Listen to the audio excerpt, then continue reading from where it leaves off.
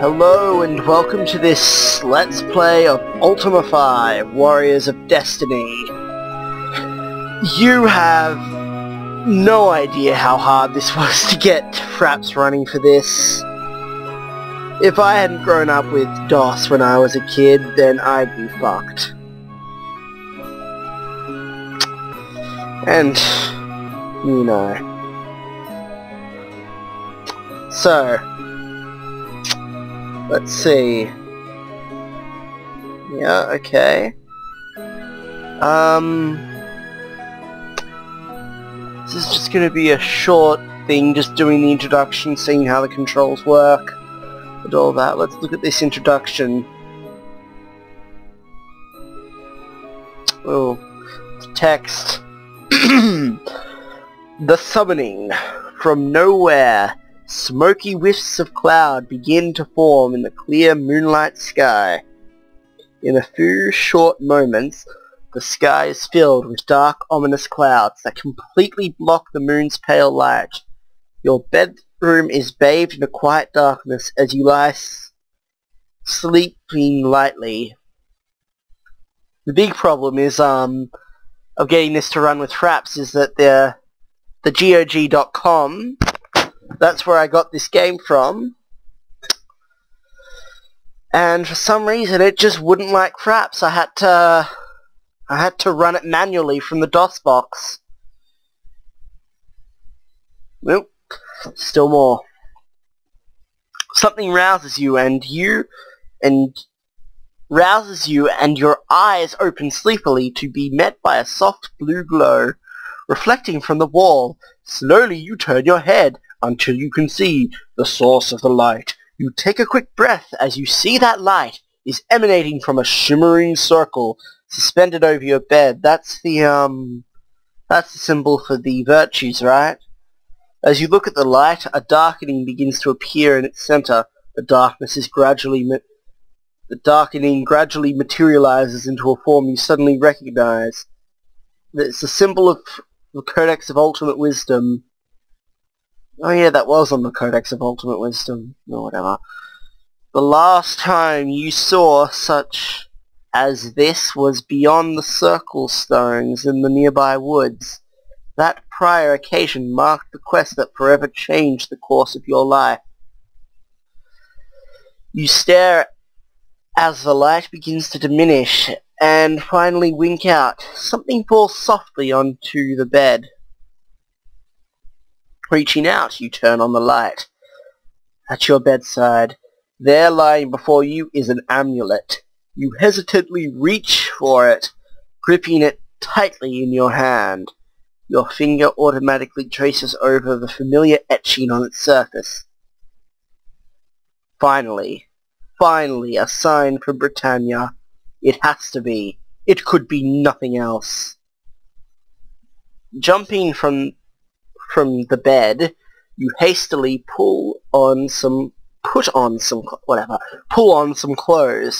With a few long strides, you cross the room to stand before a glass case sitting on the shelf.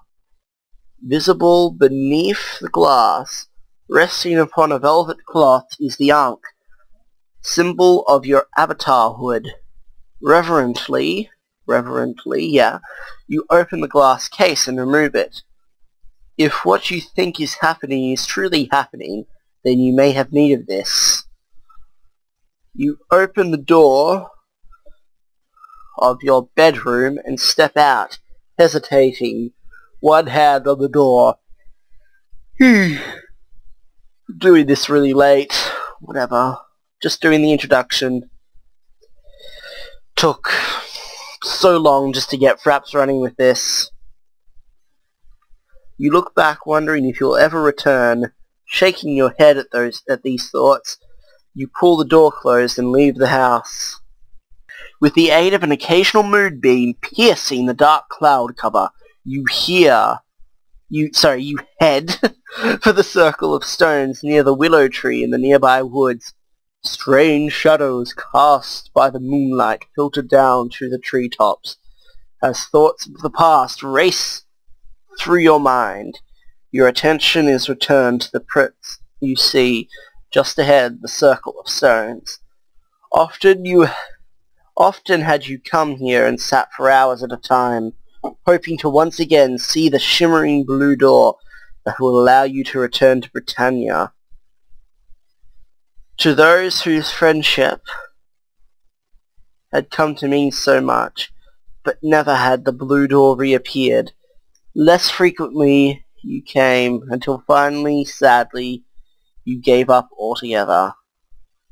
With renewed hope, you stand before the circle of stones, the ankh in one hand and the amulet in the other.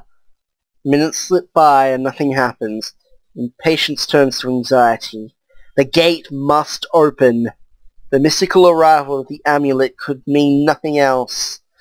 Long do you stand there, until the amulet slips from your grips and falls within the circle of stones. While you stare dejectedly at the amulet laying within the circle, you noticed a bluish shimmering in the air above the amulet. Looking down at the ankh in your hand, you see that it is also enveloped in a soft blue glow. Carefully, you place the glowing ankh beside the amulet. Instantly, a shimmering blue door springs up. With heart beating rapidly, you step into it. The arrival. Your senses are jerked from their momentary disorientation by a blinding streak of lightning that strikes with a thunderous crash not more than 100 feet from you. You are standing in a clearing surrounded by a dark and forbidding forest. Isn't it supposed to be foreboding? Overhead, rolling black clouds fill the sky while thunder and lightning continue to crash around you. Britannia. It must be Britannia. What other land has black clouds with... But, yeah, whatever. But something is wrong. Instead of the sense of elation you expected upon returning here after all these years, you are overcome with a foreboding sense of... Look, foreboding! Whatever. Sense of wrongness. My friend, shouts someone from behind you. A familiar voice from the past causes you to whirl round. Racing towards you is Shamino, someone you thought you might never see again.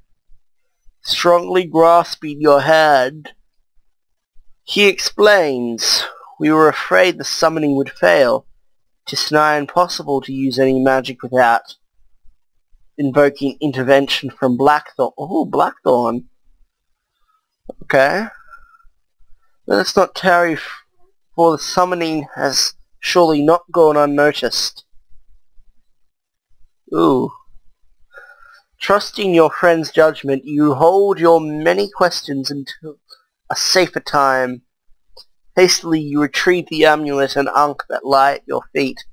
Before you can move, the very darkness about you begins to swirl and change. 3 shapes begin to materialize in the murky gloom. Shadow Lords, hisses Shamino through the clenched teeth. Shadow Lords, yeah. Quickly he draws his sword and moves between you and the barely discernible shapes. The foremost apparition traces a pattern in the air.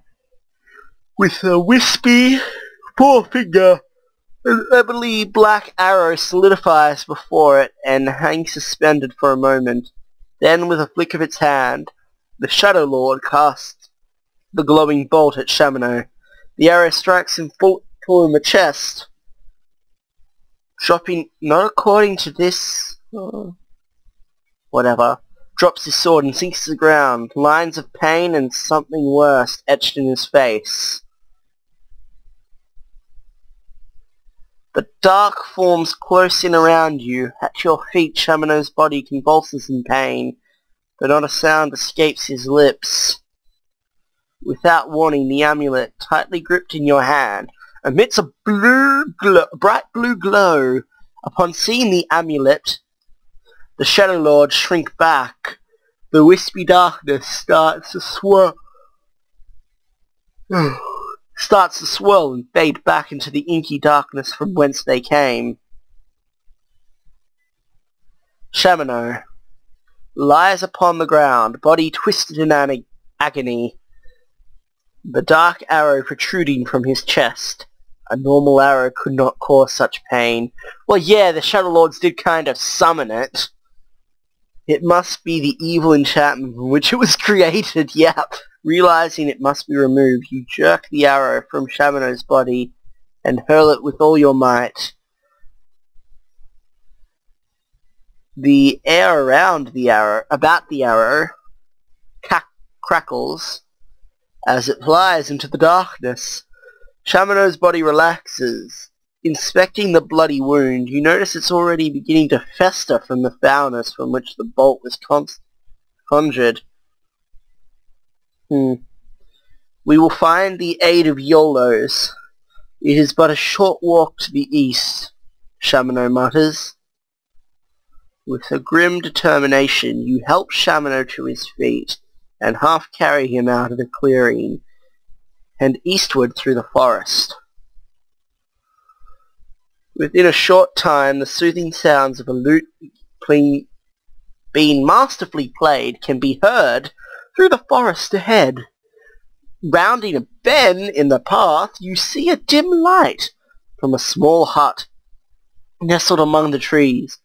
Approaching the hut, you loosen an arm from around Shamino and knock on the heavy wooden door. The lute playing stops abruptly to be replaced with the muffled clinking of metal. "Who goes there?" demands a familiar voice. From within, leaning warily against you, Shamino mutters, "Open the door, thou son of a goat, before I donate all my blood to decorate thy doorstep."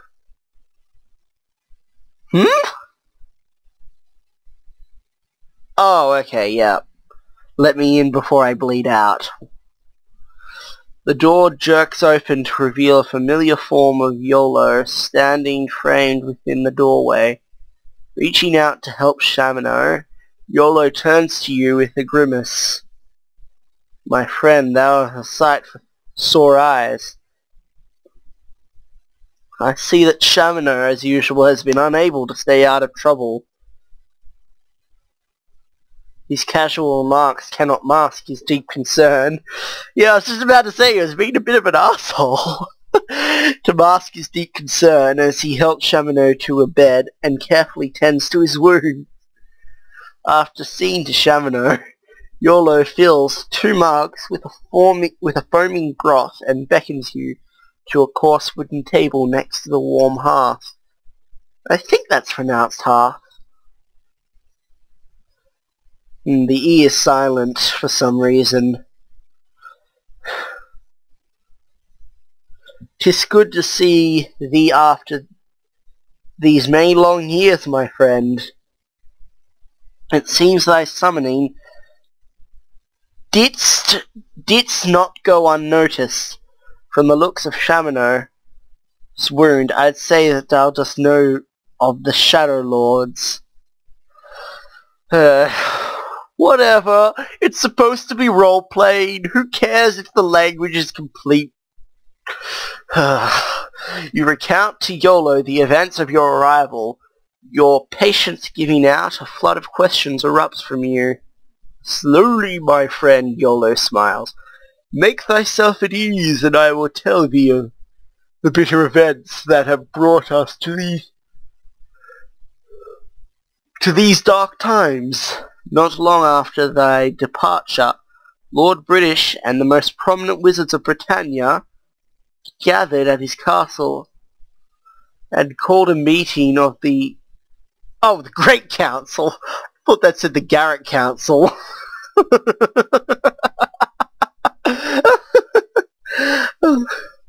Among the acts of the council was the sealing of the dungeons that lie beneath Britannia in hopes of entombing the foul denizens that dwell within.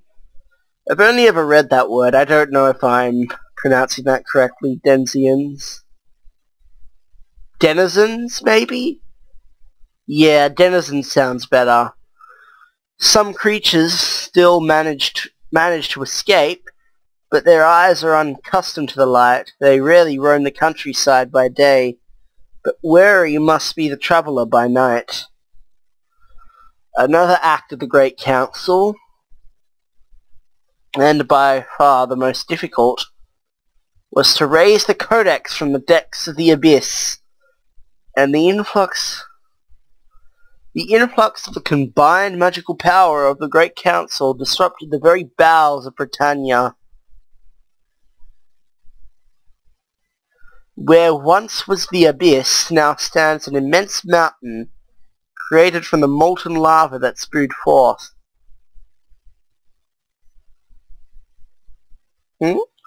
Unbeknownst to the Council, our new and glorious mountain left an enormous void over which all of Britannia rests. Some speculate that the dungeons may reach into this underground void at their deepest levels, and it is believed that the underworld has become a vast breeding ground for the creatures who have grown into horrors far worse than their original forms. I'm not sure if I understand this. A band of adventurers chance upon a tunnel beneath the river that flows through Spiritwood, where one of these caverns collapsed, opening a passage to the underworld.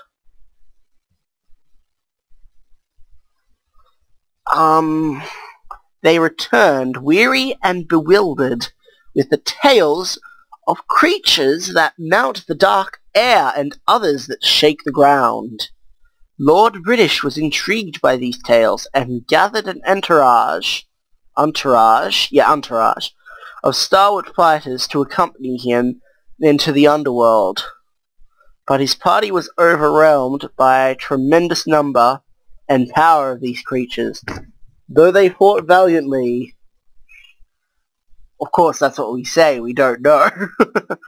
Panic erupted throughout Britannia when the sole survivor of the expedition returned with a small parchment upon which was recorded the dread tale of their journey. Wait, does that mean Lord British is dead? No, he can't be. He's alive in Ultima 9. And the other Ultimas, I believe. And Richard Garriott wouldn't kill off his own character. His own, author surrogate character, yeah. Although poses momentarily as he reflects upon these dark thoughts. Blackthorn, a trusted but ambitious subject, took over the ruling of Britannia to calm the ensuing chaos. This we accepted until the Shadow Lords appeared. They corrupted Blackthorn in some manner unbeknownst to us. And Blackthorn's reign is now one of oppression and tyranny. Through him the mean of the virtues have been corrupted to serve the self-righteous. Ooh.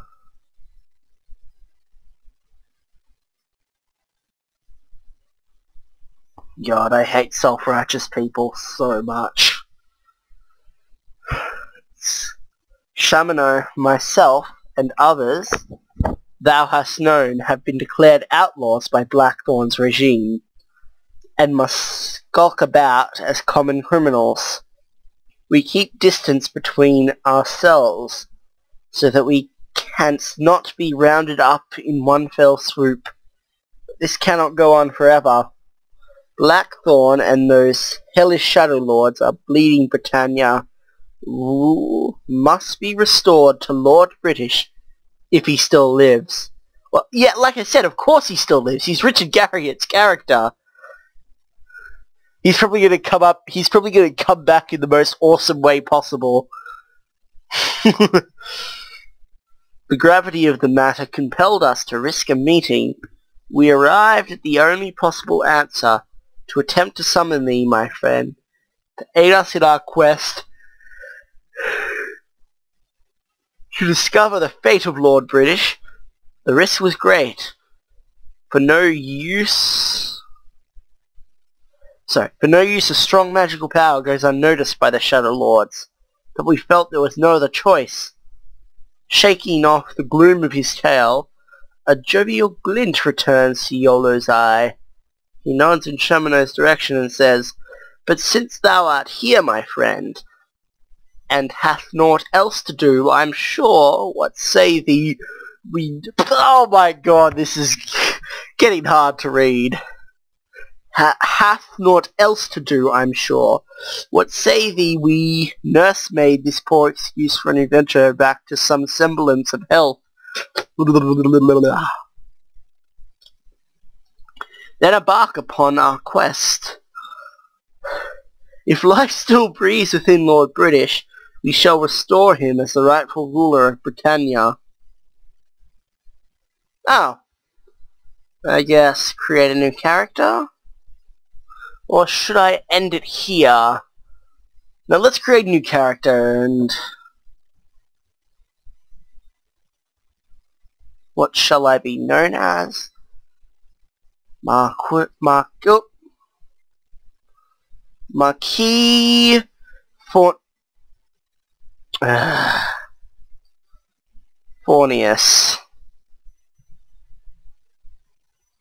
Well, I don't think it makes much of a difference, so male.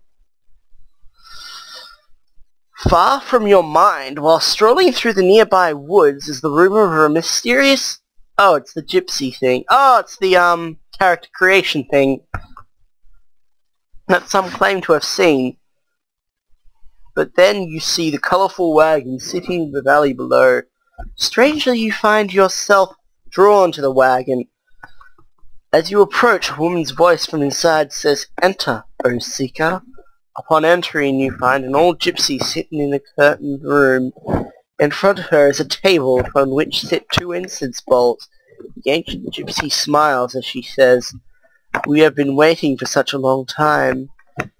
But at last you have come. Sit here and I shall read you the path of your future."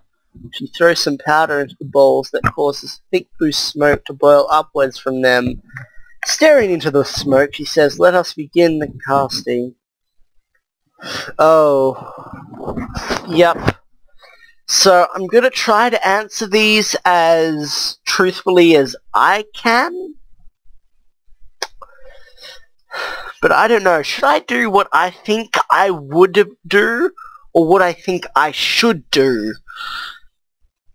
No, this is supposed to be... Yeah, it's supposed to be idealized moral dilemma, so what I should do, what I think I should do in these situations. But I know that if you pick a, shepherd, if you go for humility, which I probably will, because I really value humility over... Because pride is just the worst of all things. Okay. During a battle, thou art ordered to guard thy commander's empty tent. The battle goes poorly, and thou dost yearn to aid thy fellows. Dost thou cowardly guard the post? God, honor. Honor is just... It's really arrogant to think that you can make a difference, though. It's so arrogant to think that... Yeah, but... Just sitting there guarding an empty tent for what? Yeah.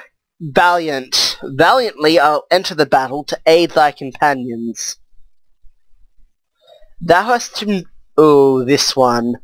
Thou hast been taught to preserve all life as sacred. A man lies fatally stung by a venomous serpent. He pleads for a merciful death. This one was always a tough one for me. This is one of the tough ones. Because of course, you should show compassion and end his pain, but I actually am Christian, and it is a spiritual belief for me not to do that. Not to kill somebody in any circumstance.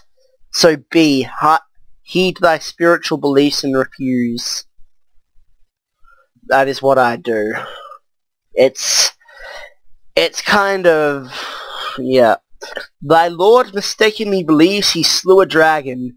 Thou hast proof that thy lance felled the beast. When asked, dost thou honestly claim the kill in the prize, or B, humbly permit thy lord his belief? I think if I actually was in that situation,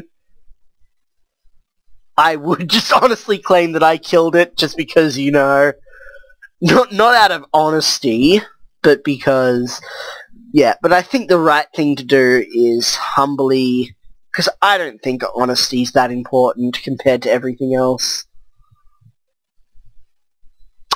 So B, humbly permit thy lord his belief. During a pitched battle, thou dost see a fellow desert his post, endangering many. As he flees, he is set upon by several enemies. Dost thou justly let him fight alone, or B, risk sacrificing thy own life to aid him? Well, yeah, I've got to go with justice on this one. Endangering many is really the sticking point. Because, you know, normally I think a person deserting his post, normal human reaction, wouldn't really hold it against him, but he's endangering many people by doing this. So A, justly let him fight. Oh, it sounds horrible, but I think that's the right thing to do. If he's endangering other people's lives... A local bully pushes for a fight. Dost thou valiantly trounce the rogue, or decline, knowing in thy spirit that no lasting good will come of it? B, definitely.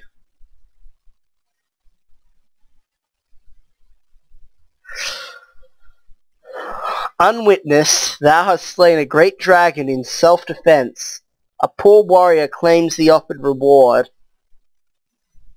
I think I have to go with justice on this one as well.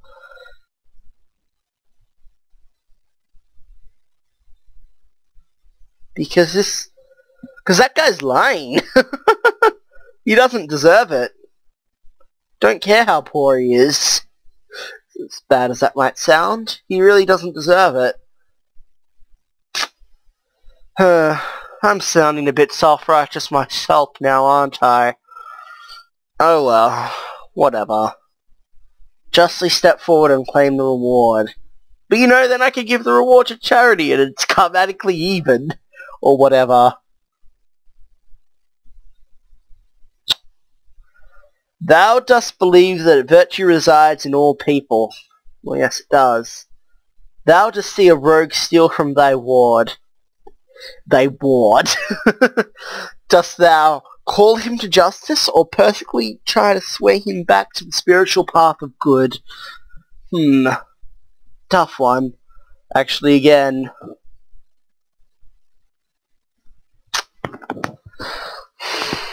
I think I'd have to go with spirituality. Personally try to sway him back to the spiritual path of good. So be it, says the gypsy, as if from a great distance. Thy path is chosen. Thus began the quest as chronicled in Ultima 4. With the defeat of the triad of evil marking the end of the 3 ages of darkness, the lands of Britannia entered a new age of enlightenment. Oh, this is just the law. A champion was needed to show the people of Britannia the long-neglected path to virtue. You were chosen to be this champion. Heroically did you grow strong in the ways of the 8 virtues. Honesty, compassion. No, actually, I didn't do this. I haven't played Ultima 4 yet. Honesty, compassion, valor, justice, sacrifice, honor, spirituality, and humility. By many great deeds did you gain the understandings of truth, love, and courage, thus becoming the first mortal to set eyes upon the Codex of Ultimate Wisdom. At least until Ultima 6 comes around and we find out the gargoyles were. I think. And we just basically all murdered them. Upon completing your heroic quest, having shown the landsmen of Britannia the way of the Avatar, you return to your own world, an Avatar in your own right.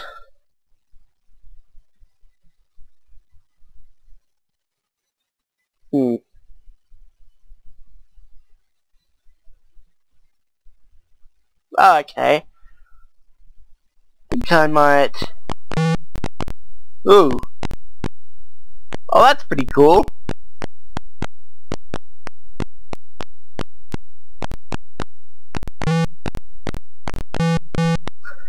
Okay, I'll just have a quick look around.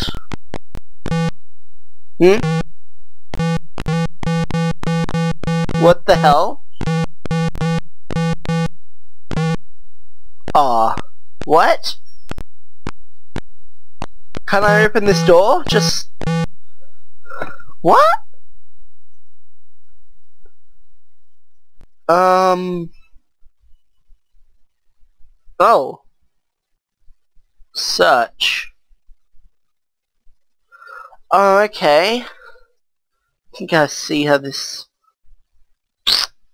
Oh, it's got a, control system similar to Dungeon Crawl. I've played that before, so... Well, don't tell me there's a special key I need to press to open doors! Not even Dwarf Fortress Adventure Mode had that! And Dwarf Fortress Adventure Mode's one of the most poorly designed... has one of the worst interfaces of any game I've ever played. Well, it would be O to open, wouldn't it? Yep. Okay.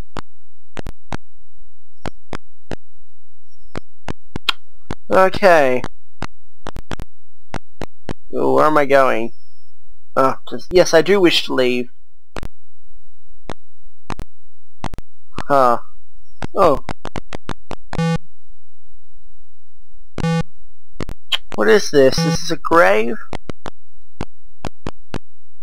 Is that Nth map? Nope.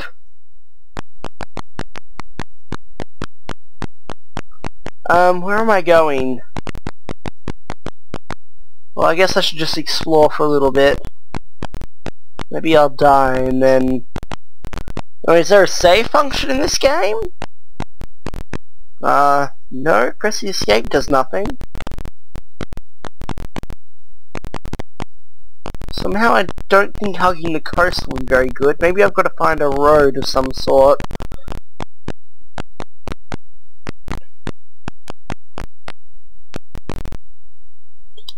Isn't that the symbol for Origin Systems? Whatever. Oh, that thing at the top of the screen looks like... Oh, it's gonna be night soon. And I was specifically told to... Poisoned? By what?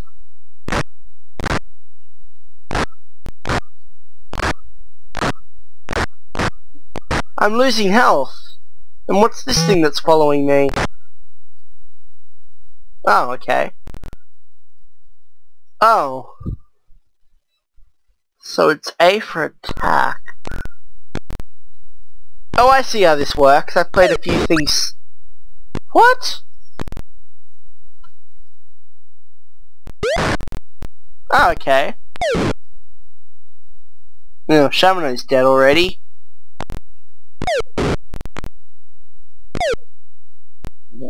Oops, I'm not very good at this.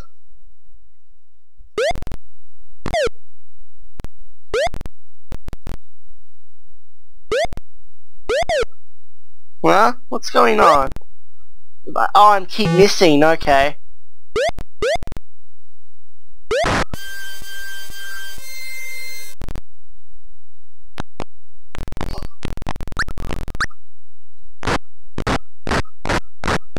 Okay.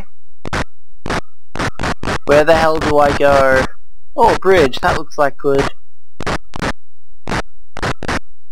Shit. I'm gonna die.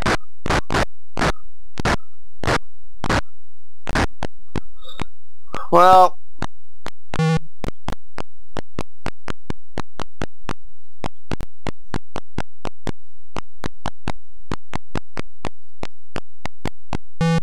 let's see.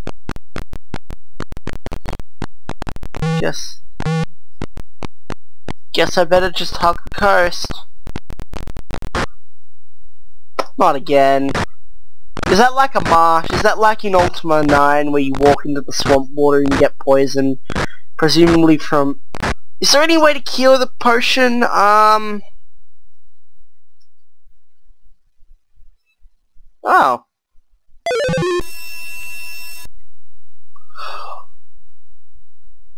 I remembered a spell from Ultima 9 and it actually saved me! Wow! Thank you, Ultima 9. You just saved me from dying. Oh.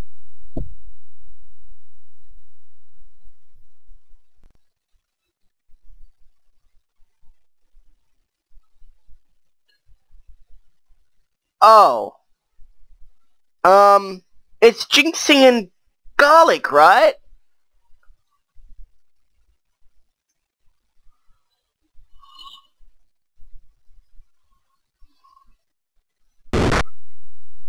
What?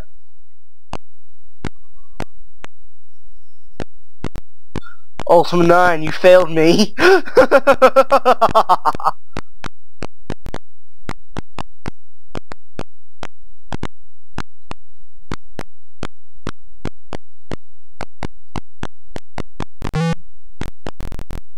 Ooh.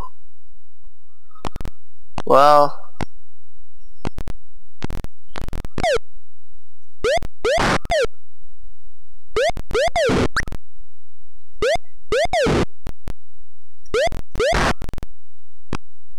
You're running away.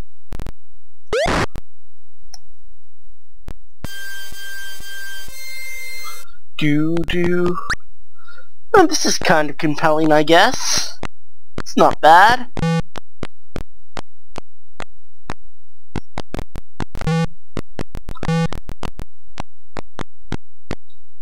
Oh. Daytime.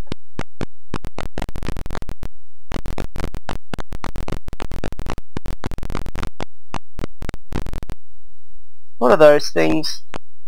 I don't want to find out. I just want to find a town already. Ugh. More of that stupid swamp. Oh, I'm back here again.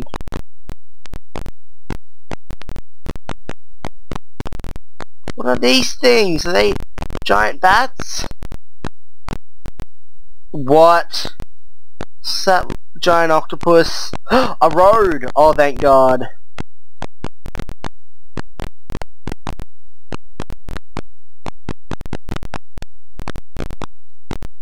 Oh, what's this place? Oh! Empathabi! The, place of love, right? What is that sound?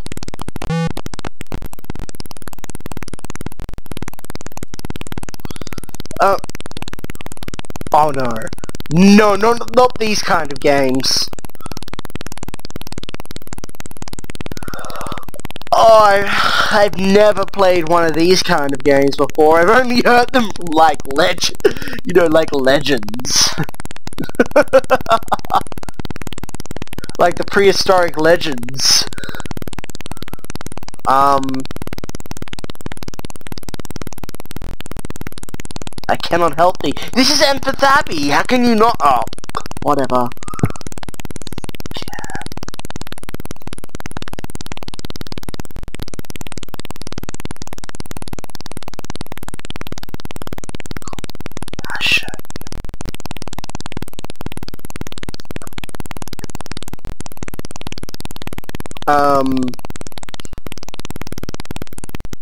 Ah, there we go.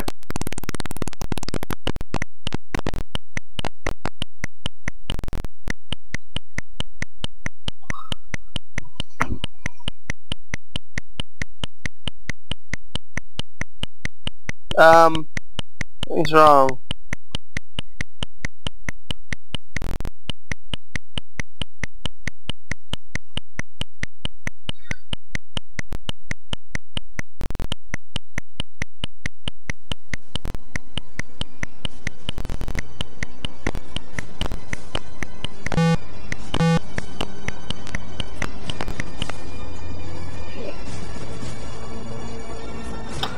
I think I'll end it here.